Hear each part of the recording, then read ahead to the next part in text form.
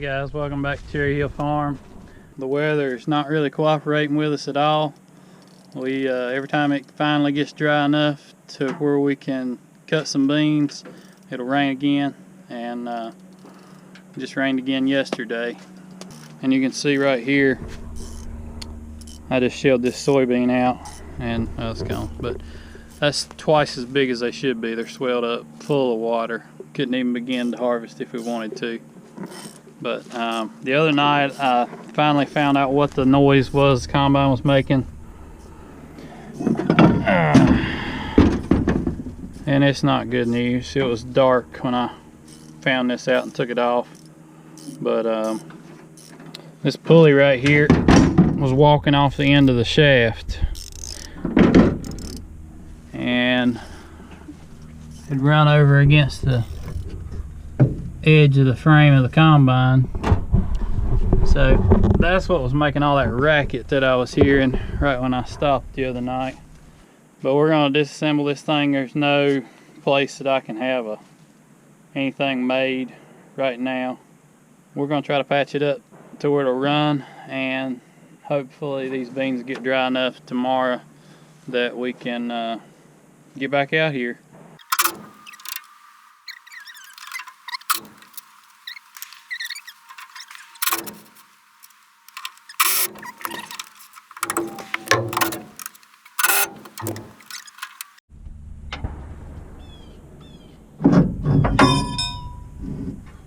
Okay?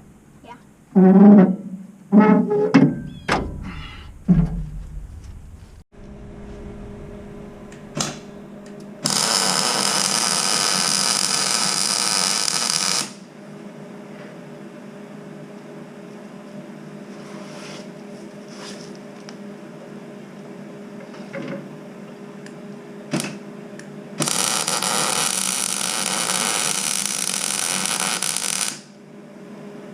So it's a little unorthodox jerry rig that I did to patch this thing up. You can judge me, I don't care. This pulley is going to really have to be put on the lathe and trued up inside where it was sitting there flopping on this shaft anyway. So I just I ground the burr off the backside back here so it would sit flat on the flange of the shaft, and then dropped it back on there. It can go all the way back, that's where it's supposed to sit, and then I welded it on there. So when I have a new shaft turned out, I will have the inside of this pulley trued up and have shaft turned to fit it, and we should be back in business just if we can just get it put back together now.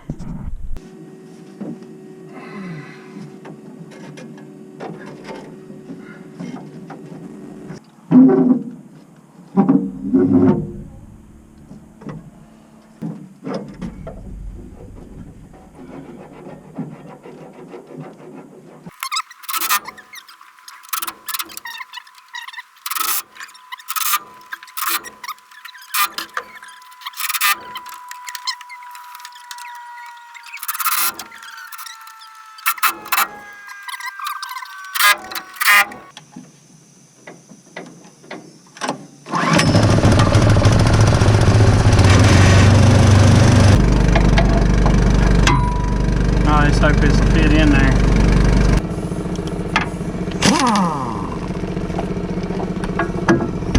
Son of a gun. Well, that's handy. So here's a trick that you never want to have to use, but you might need to know at some point. If you're ever in a super tight spot like this was so tight that a 1/2 inch drive ratchet would not even make a click. Like I say, this is something you hope you never have to use, but something it is handy to know. If you can't, well, it was working, now it's not. If you can't get a wrench to get on to where you can get a bite one way, you can flip it just like that, and they're offset intentionally to where you flip it over and get a bite, and you flip it back and get another little bite. Apparently every once in a while I'm gonna have to use the open end. Makes it awful slow for putting something back together like this. But we tried to get the impact in there.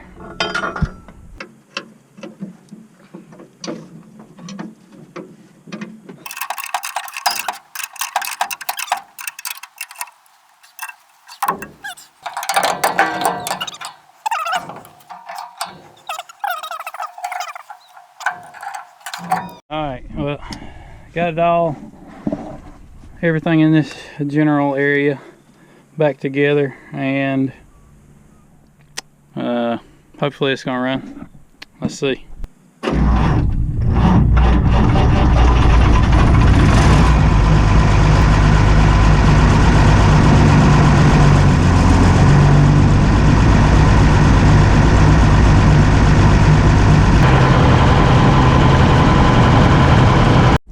Cool. Well, everything's functioning at the moment, so hopefully we can get some wind this evening, in the morning sometime, and get some of these beans dried down, because right now you see how I'm rolling these pods in my hand and they're not cracking open. Even if the beans were dry, those pods won't go through the combine. They won't thresh good. It'll just make a mess. But you can see, it's kind of hard to do with one hand. But as I get these beans open, like I was saying earlier, see how big those beans are? They're at least half again bigger than they should be. Swolled up, full of moisture. But hopefully we can get back on it tomorrow. She should be ready to run.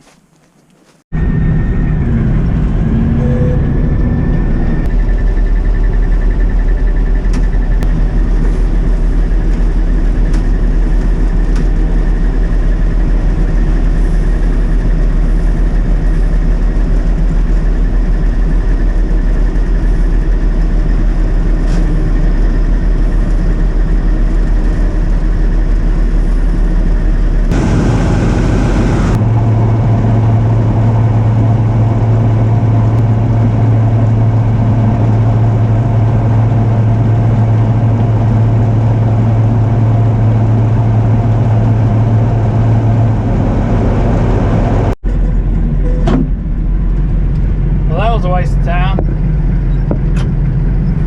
That's even worse than I thought they might be. I was afraid they might be, 14 and a half, 15. Wasn't expecting 17.4. But it is what it is. They'll dry down someday, hopefully before they fall out of the pods. Well, I appreciate you watching, and I'll get back to you with a new video. Hopefully putting some beans in the truck one of these days. Right now I'm gonna go put up a Christmas tree with my kids. Forget about farming for a little while.